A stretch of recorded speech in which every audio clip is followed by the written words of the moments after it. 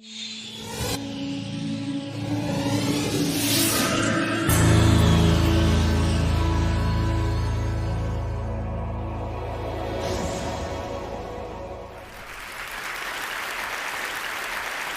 year in the United States alone, 2,077,000 couples make a legal and spiritual decision to spend the rest of their lives together and not to have sex with anyone else, ever. He buys a ring, she buys a dress. They go shopping for all sorts of things. She takes him to Arthur Murray for ballroom dancing lessons. And the big day comes, and they'll stand before God and family and some guy her dad once did business with, and they'll vow that nothing, not abject poverty, not life-threatening illness, not complete and utter misery will ever put the tiniest damper on their eternal love and devotion. These optimistic young bastards promise to honor and cherish each other through hot flashes and midlife crises and a cumulative 50-pound weight gain until that far-off day when one of them is finally able to rest in peace. You know, because they can't hear the snoring anymore.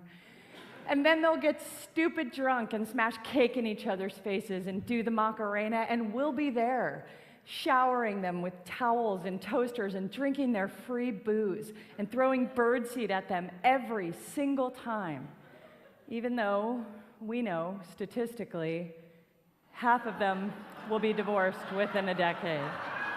Yeah. Of course, the other half won't, right?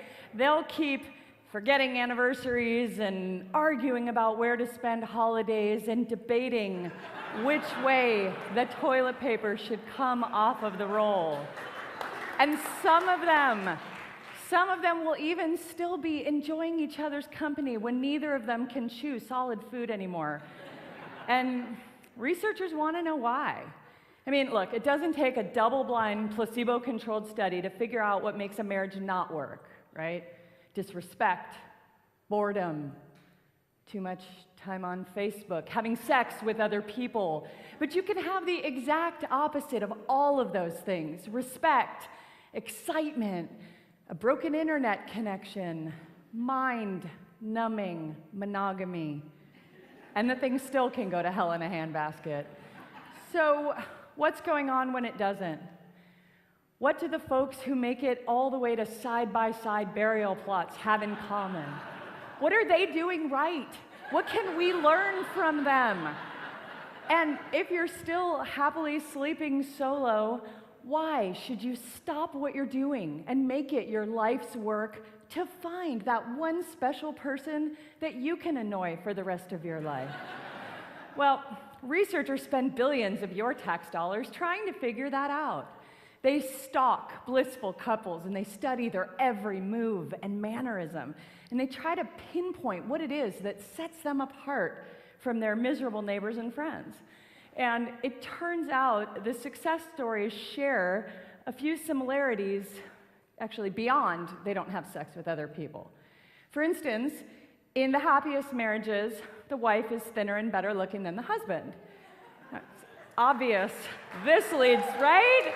It's obvious that this leads to marital bliss because women, we care a great deal about being thin and good looking, whereas men mostly care about sex. Ideally, with women who are thinner and better looking than they are. The beauty of this research, though, is that no one is suggesting that women have to be thin to be happy. We just have to be thinner than our partners. So instead of all that laborious dieting and exercising, we just need to wait for them to get fat. Maybe bake a few pies. This is good information to have, and it's not that complicated. Research also suggests that the happiest couples are the ones that focus on the positives, right? For example, the happy wife, instead of pointing out her husband's growing gut or suggesting he go for a run, she might say, "Wow, honey, thank you for going out of your way to make me relatively thinner." These are couples who can find good in any situation. Yeah, it was devastating when we lost everything on that fire. But it's kind of nice sleeping out here under the stars. And it's a good thing you've got all that body fat to keep us warm. One of my favorite studies found that the more willing a husband is to do housework, the more attractive his wife will find him. Because we needed a study to tell us this. But here's what's going on here. The more attractive she finds him, the more sex they have. The more sex they have, the nicer he is to her. The nicer he is to her, the less she nags him about leaving wet towels on the bed, and ultimately, they live happily ever after. In other words, men, you might want to pick it up a notch in the domestic department. Here's an interesting one. One study found that people who smile in childhood photographs are less likely to get a divorce. This is an actual study, and let me clarify. The researchers were not looking at documented self-reports of childhood happiness or even studying old journals. The data were based entirely on whether people looked happy in these early pictures. Now, I don't know how old all of you are, but when I was a kid, your parents took pictures with a special kind of camera that held something called film. And by God, film was expensive. Yeah, they didn't take 300 shots of you in that rapid-fire digital video mode and then pick out the nicest, smiliest one for the Christmas card. Oh no. They dressed you up, they lined you up, and you smiled for the fucking camera like they told you to, or you could kiss your birthday party goodbye. But still, I have a huge pile of fake happy childhood pictures, and I'm glad they make me less likely than some people to get a divorce. So, what else can you do to safeguard your marriage? Do not win an Oscar for Best Actress. I'm serious. Bette Davis, Joan Crawford, Halle Berry, Hilary Swank, Sandra Bullock, Reese Witherspoon, all of them single soon after taking home that statue. They actually call it the Oscar curse. It is the marriage kiss of death and something that should be avoided. And it's not just successfully starring in films that's dangerous. It turns out merely watching a romantic comedy causes relationship satisfaction to plummet. Apparently, the bitter realization that maybe it could happen to us, but it obviously hasn't, and it probably never will, makes our lives seem unbearably grim in comparison. And theoretically, I suppose if we opt for a film where someone gets brutally murdered or dies in a fiery car crash, we are more likely to walk out of that theater feeling like we've got it pretty good, right? Drinking alcohol, it seems, bad for your marriage. Yeah. I can't tell you any more about that one because I stopped reading it at the headline. But here's a scary one. Divorce is contagious. That's right. When you have a close couple friend split up, it increases your chances of getting a divorce by 75%. Now, I have to say I don't get this one at all. My husband and I have watched quite a few friends divide their assets and then struggle with being our age and single in an age of sexting and Viagra and eHarmony, and I'm thinking they've done more for my marriage than a lifetime of therapy ever could. So now, you may be wondering, why does anyone get married ever? Well, the US federal government counts more than 1,000 legal benefits to being someone's spouse. A list that includes visitation rights in jail, but hopefully you'll never need that one. But beyond the profound federal perks, married people make more money. We're healthier physically and emotionally. We produce happier, more stable, and more successful kids. We have more sex than our supposedly swinging single friends, believe it or not.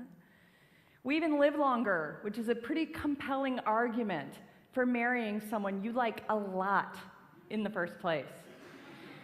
Now, if you're not currently experiencing the joy of the joint tax return, I can't tell you how to find a chore-loving person of the approximately ideal size and attractiveness who prefers horror movies and doesn't have a lot of friends hovering on the brink of divorce.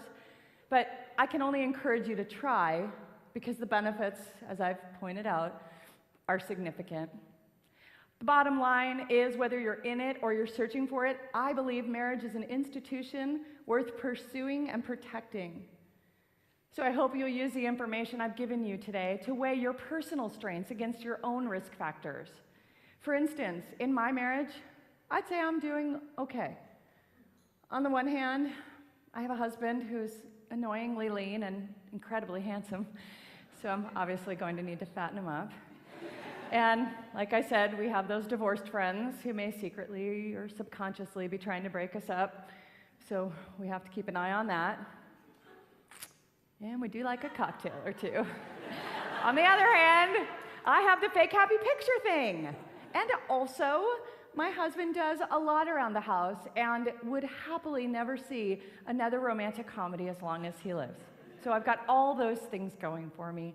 But just in case, I plan to work extra hard to not win an Oscar anytime soon.